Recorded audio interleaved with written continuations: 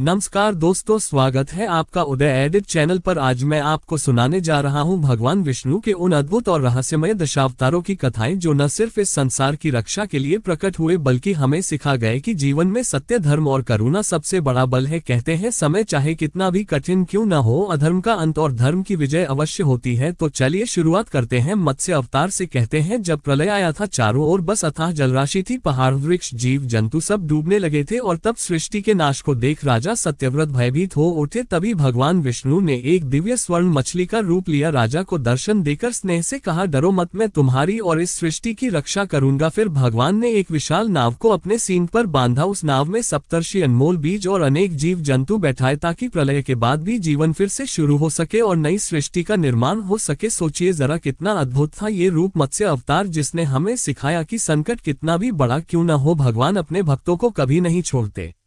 अब सुनिए कूर्म अवतार की कथा। जब देवताओं और असुरों ने अमृत पाने के लिए समुद्र मंथन करने की ठानी, तब उन्होंने मंदराचल पर्वत को मथानी बनाया, मगर वह भारी पर्वत बार बार समुद्र में डूबने लगा। तभी भगवान विष्णु ने विशाल कछुए का रूप लिया, समुद्र की गहराइयों में जाकर अपनी मजबूत पीठ पर उस पर्वत को संभाला। तभी मंथन संभव हुआ और उससे निकले अनमोल रत्न, कामधेनु, कल्पवृक्ष, लक्ष्मी माता और अंत में अमृत भी। तब भगवान ने दिखाया कि जब भी कोई बड़ा कार्य करना हो तो धैर्य और मजबूत आधार बेहद जरूरी होता है। फिर आता है वराह अवतार। हिरण्याक्ष नामक राक्षस ने पृथ्वी को पाताल लोक में ले जाकर छुपा दिया, जिससे सारी सृष्टि संकट में पड़ गई। तब भगवान विष्णु वराह यानी विशाल जंगली सुअर के रूप में प्रकट हुए। गहरे पाताल में जाकर पृथ्वी को अपने दांतों पर उठाया और जल से बाहर निकालकर फिर से सही स्थान पर स्थापित किया। सोचिए जरा भगवान ने किस रूप में धरती की रक्षा की। यही सिखाता है कि जब भी पृथ्वी पर संकट आता है, भगवान स्वयं प्रकट होते हैं।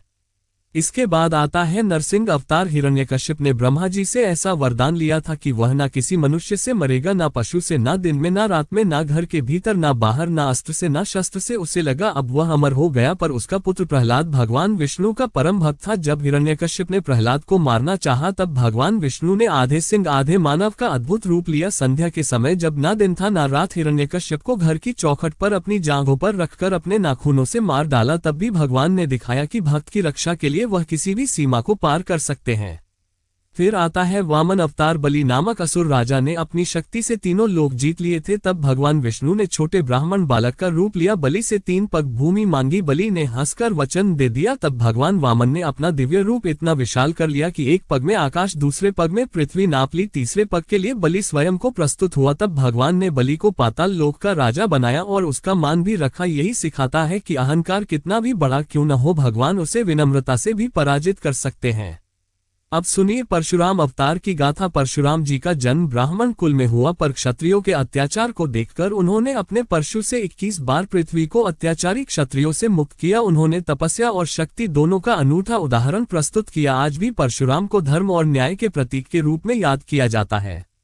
अब आते हैं श्री राम अवतार पर। जब रावण ने माता सीता का हरण किया, तब भगवान विष्णु ने राम के रूप में अवतार लिया। भाई लक्ष्मण और हनुमान तथा वानर सेना के सहयोग से लंका पर चढ़ाई की, रावण का अंत कर माता सीता को वापस लाए और अयोध्या लौटकर राम राज्य की स्थापना की, जहां प्रेम, न्याय और धर्म का राज था। श्रीराम का जीवन हमें मर्यादा और सत्य पर अडिग रहना सिखाता है।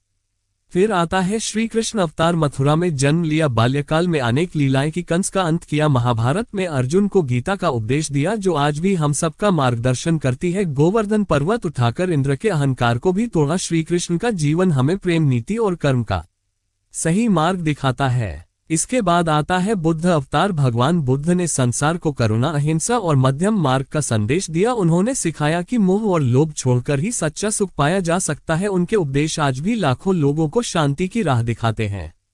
और अंत में सुनिए कल्कि अवतार की भविष्यवाणी। कहा जाता है कि जब कलयुग में पाप और अधर्म अपने चरम पर पहुंच जाएगा, तब भगवान विष्णु घोड़े पर सवार होकर कल्कि अवतार में प्रकट होंगे, पापियों का अंत कर फिर से धर्म की स्थापना करेंगे। तो दोस्तों, ये थे भगवान विष्णु के अद्भुत और रहस्यमय दशावतार। हर अवतार में छुपा है कोई ना कोई संदेश और शिक्षा। अगर आपको ये कहानियां दिल से अच्छी लगी तो वीडियो को लाइक करें, शेयर करें और चैनल उदय एडिट को सब्सक्राइब करना न भूलें, ताकि फिर मिले ऐसी ही और भी दिव्य कथाओं के साथ।